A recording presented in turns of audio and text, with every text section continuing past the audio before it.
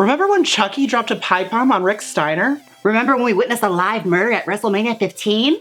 Remember when Triple H dressed like Kane and f***ed a corpse? I'm Jaymes Mansfield. And I'm Sylvia Nyxx, the jobber of Camp Wanakiki Season 1. You're welcome, Malaysia. And you guys are watching Queens of the Ring.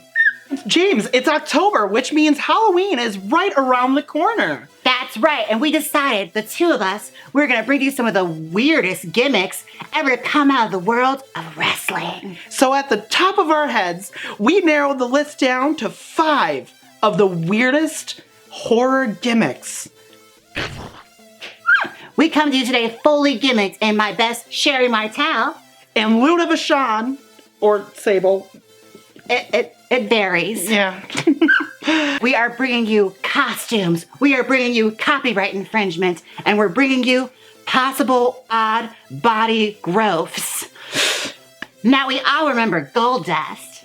But here's a gimmick from Dustin Rhodes that I think we all want to forget. At number 5 is 7. That's confusing. These numbers are weird. It's true. Math is hard.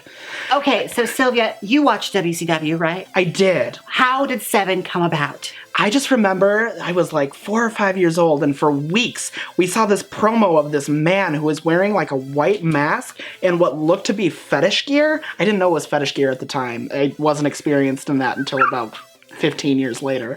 Anyway, so we saw this like for weeks, and the fucked up part about it was he was peering into the bedrooms of children. Come to me and live forever. It was like Pinhead. Yeah.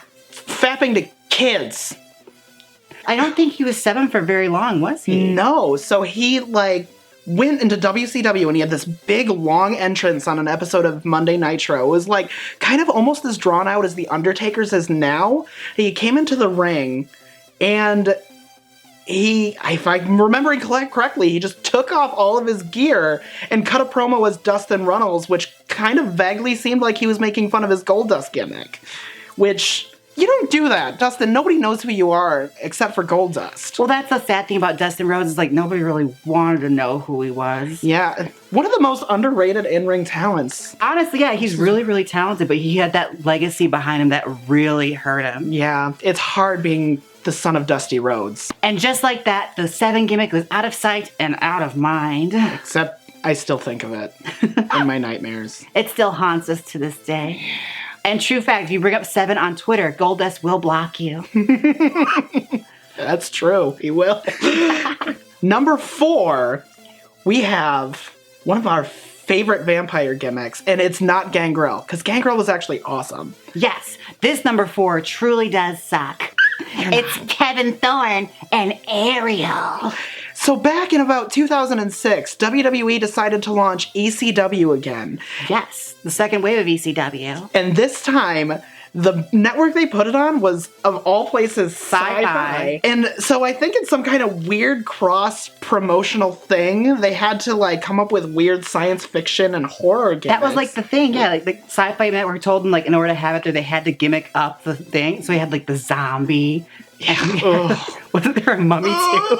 I can't remember all the stupid gimmicks, but this one stuck out to me because they actually put effort into it. They did, and he was actually like a decent wrestler. Yeah. I think he was part of the New Blood stable. I believe so. Yeah. Google it. Google it. One thing that always stuck out with me with Kevin Thorne is his manager, Arielle, who wasn't really his manager for a very long time because she wasn't with the company for very long. She did porn. Shh. Oh. She sure did. One of those indie darlings known as Shelly Martinez, an Ohio Valley Wrestling call-up, who had quite a few gimmicks before she became Arielle. I remember when she was Shelly, the ship wench for Pirate Paul Burchill. Oh, she was! And then after her Arielle gimmick and after her WWE run, I think she went on to TNA. As Salinas. Yeah, she was part of LAX, was she not? She was the valet for that for a short period of time, too, before she left to make some very special films. This is one of the few people I actually have a little bit of like memory of because I saw them live when they came here in SmackDown. And I remember they had the costume contest. It was a Halloween show. And Arielle, I remember when she had to reveal her costume, she just came out in her rear gear and said, "This is my costume." I dress like this every day. It's not a phase, Mom. I'm really a vampire. I'm actually a vampire. Burn down, hot topic. And since we're on the topic of divas, number 3 is sure to grow on you. Oh, you're not talking about... Yes, I am. Gillian Hall's mole. Oh, God. Okay, so in the mid-2000s, we had one of the scariest wrestling gimmicks of all time. JBL, who was a rich, conservative white man. And that's just the tip of the iceberg with the whole JBL gimmick. No, it's There's so... a whole lot to unpack there. Yeah, maybe don't look up his Eddie Guerrero feud. Maybe do. Look up Eddie's portions and just skip to that Judgment Day match where it's literally a bloodbath. Just a huge that was a bloody fucking match. So anyway, in JBL's gimmick, where he was this rich, old, conservative white man, which is terrifying, he brought in this poor girl as an image consultant, and her name was Gillian Hall. We just see her as a pretty girl, and then... You get the one side of the nice blonde hair in the suit, and like she turns around, and it's a freaking big bean growth going on. Take a look at this. Take a look at this. God, it was like... Once again, to reference South Park, that nurse with a baby on her head. No! It looked like that. I will have to say, though, that Gillian Hall gimmick wasn't as scary as her hit single that she came out with a few years later. Oh, A Jingle with Gillian. The scariest thing was after she got it removed, she got a singing career. I bet all you folks at home are wondering, what happened to Gillian's mole? Which leads us into number 2, the Boogeyman. Here's the thing with the Boogeyman gimmick, what I thought was incredible was you saw this total package of this amazing, frightening gimmick, and then you saw him wrestle on the real horror setting.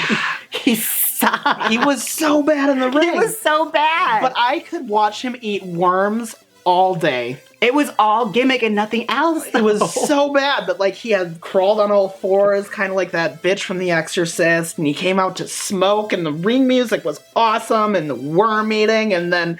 It was full on, like, just and all the budget was in this guy's entrance. Awesome gimmick. I feel like they had a higher budget for his entrance than Kane's or anyone else. For real, it was like the smoking stab, and he'd break something on his head at one point. A clock. Yeah, he broke the clock over his head. He was brought in from the Tough Enough competition, and then I want to say he was kicked off because he lied about his age. Yes. But then they brought him back because, ironically, they thought he was a good enough worker to bring back. And so they did. All that weird stuff happened, and then we just never saw the Boogeyman again. And like many forgotten spooky gimmicks, now comes the time where we do our honorable mentions of some spooky gimmicks that just didn't make the cut on this list. Mantar. Bastion Booger. Kane's original gimmick, the Christmas Creature. Damien Demento. The WCW Dungeon of Doom. All of them. They were all terrible. Speaking of which, they were so... I have to go to the bathroom. I'll be right back. Okay. She'll be right back. Okay. Sylvia, what are you doing? I'm helping you. Cosplay. What am I cosplaying? Our number 1 bad gimmick. Toilet paper on the head. This gimmick was so shitty that WCW had to sell Walmart out of their toilet paper. We're talking, of course, about the Yeti! Possibly the most pathetic gimmick that ever happened. It was so bad. They had to wrap it in bandages. It was already that terrible. Speaking of WCW's Dungeon of Doom, in 1995, we saw the Giant, who is now known as the Big Show. Yes. Embroiled in the middle of a feud at Halloween Havoc, which is also known for such in-ring gems as Hulk Hogan versus The Ultimate Warrior, where he burned his eyebrows off in the middle of the match. It wouldn't be the first time that Hulk Hogan burned down his career. Oh, it wouldn't be the last. So at the end of this match between the Giant and Hulk Hogan, it was thrown out. And all of a sudden you would see the debut of the newest member of WCW's Dungeon of Doom, the Yeti. Now, when you hear the Yeti, wouldn't you expect some big, like, daddy bear? You expect fur. Right. Not a f***ing 20-foot mummy. When you showed me this, I cackled. It's so sad. You see Hulk Hogan sandwiched between a bear hug between the Giant and the Yeti. That was just it. And I don't remember ever seeing the Yeti ever again on WCW television. Do we even know who was behind the bandages? I do, actually. He was part of, a few years later, when Raven would join WCW, he was part of Raven's Flock. His name, when he was wrestling for Raven's Flock, was Reese. Let's just hope he's moved on. Let's just put him in the, wrestling gimmicks. And Let's put him back in the sarcophagus. let's just lock it there for another 700 years. And never mention it again. Well, that was our list. And this weekend is WWE's first ever all-women's pay-per-view, Evolution. I'm very excited to watch this. I know, and we are going to bring you our comprehensive list of its best moments. Maybe it's worse. Now, I am Jaymes Mansfield at Jaymes Mansfield. And I'm Sylvia Nyxx at Sylvia_Nyxx on Instagram. Thank you guys so much for coming to watch Queens of the Ring. Until next time, we're tagging out. Click here and see my top 10 favorite WWE women, or my top 5 thirst traps. I know your mouth is watering. Come on, click it. Do it now, or you're fired.